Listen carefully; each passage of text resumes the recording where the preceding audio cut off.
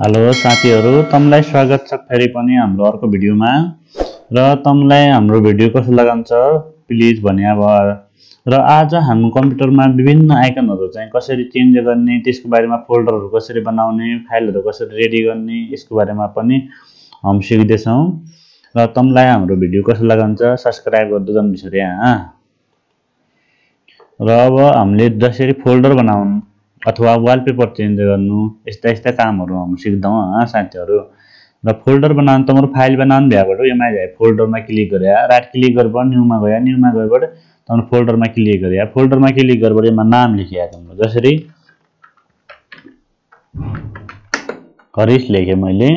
अब यो चाहिँ हाम्रो एउटा फोल्डर भयो। अब यो फोल्डरमा तमले आफ्नो फाइलहरु भित्र यसलाई खोलिबाट राख्न सक्नुहुन्छ यमा। र यमा तमले वर्ड, एक्सेल और पेन्ट केहीले प्रोग्रामहरु खोलिबाट तमले यमा सेभ गर्न सक्नुहुन्छ। जसरी हामीले अहिले हाम्रो वर्ड प्रोग्राम खोले, जस्तै एमएस वर्ड भनेर खोले। अब यो खोलन जा तमरो फाइल यो भित्र बन्ने हो तम। अब यो वर्ड मा तमले जसरी लेटर सेटर लेख्दु भ्याला तमले यमा लेख सक्नुहुन्छ साथीहरु। जहाँ तमले लेखबाट तमले सेभ गर्न सक्नुहुन्छ। यसलाई सेभ मात्र गरे तमरो फाइलमा अटोमेटिक जाइया हुने हो। यो तमरो फाइलमा यो फाइलमा चाहिँ बसिया छ यो। तम यसै गरेबाट तमरो फाइलहरु सबै बनाइ सक्नुहुन्छ, यमा राख्न सक्नुहुन्छ यो फाइल भित्र। यो फोल्डर भन्नान उसरी फाइल ल भन्ने हैन। तमरो अब कोही फोल्डर भन्नान कोही फाइल भन्नान तम अब आफ्नो भाषामा बुझला हैन। यसरी बनाइ सक्नुहुन्छ। र इनलाई तमले मैले सिकाएको थिएँ अगाडिको भिडियोमा अटो अरेन्ज गरेर तमले यो फाइललाई यहाँ लगाइ सक्नुहुन्छ। अब यको आइकन ल चेन्ज गर्न सक्नुहुन्छ। आइकन चेन्ज भनेपछि तमरो यो फोल्डरको चाहिँ यमा गएबाट प्रोपर्टिज मा गएबाट कस्टमाइज मा गएबाट तमले यो आइकनलाई अलि राम्रो बनाउन ल सक्नुहुन्छ तम। जो यसो बटनको राख्दिए अथवा कुनैलाई तम यहाँबाट छानबाट राख्न सक्नुहुन्छ। जो मैले अलि यो फुल राख्दिए ल। अब तमरो यो आइकनमा चेन्ज गएबाट आयो, चेन्ज गएबाट यसरी तमले राख्न सक्नुहुन्छ। जाने राख्नुहुन्छ यो फाइल। यो तमलाई बहुत काम लाग्दियो साथीहरु। अब दिएको वालपेपर चेन्ज गर्दै भए यमा फोटो राख्दै भए कसरी राख्दै भन्ने सोचला तकिला अप्ठ्यारो केही नहिन साथीहरु। तम जसरी हाम्रो यमा फोटोज भन्ने छ, यो फोटोज भन्ने फाइल छ। अब यमाको फोटोहरु तम जोइला राख्नुहुन्छ। यो वालपेपर छ, यसलाई राइट क्लिक गर्या, यहाँ राइट क्लिक गरेर सेट एज डेस्कटप ब्याकग्राउन्ड भन्ने हुन्छ। मोबाइलमा जसरी राख्नुहुन्छ हो त्यसरी नै यो फोटो राख्न सक्नुहुन्छ तमले।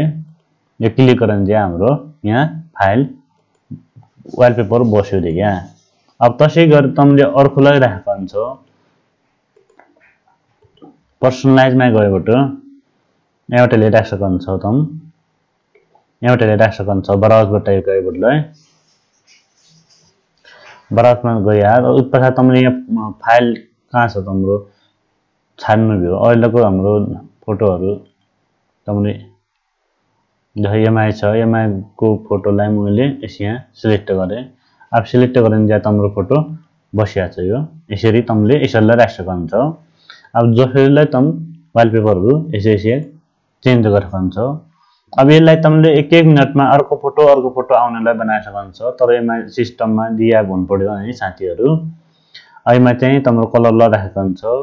अनि यमा चाहिँ स्क्रिनमा कहाँ देखिने बनाउने हो, फिट गर्देखि हैन तमरो टाइलमा गर्देखि अब कसरी राख्दै त्यसलाई तमरो दिया छ। जहाँ टाइलमा भनेबाट एक फोटोको झिक्क फोटो देखाउने हो, यसरी देखाउने हो। यो तमले बनाउनु पर्दैन हो, यो अटोमेटिक उसैले बनाइदिया हुन्छ। जहाँ तम मान्छे फोटो राखेला तमरो अब त्यसै गरिबाट तमरो झिक्क देखाउने हो।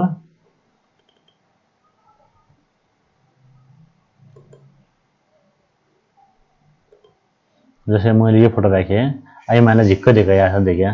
अब तम यहाँबाट हेले राखेको हुन्छ यसै फोटोहरु। त्यसमा हामीलाई कोही उ नै भयो। ब्राउजमा गया, ब्राउजमा गएबाट डेस्कटपमा गया पनि फोटोज भन्ने तमरो फाइल कहाँ छ तमरो डी ड्राइभमा ल्याउन सक्नुहुन्छ। तमरो फाइल फोटोहरु जहाँ ल्याउन सक्नुहुन्छ तमले यसरी राख्न सक्नुहुन्छ।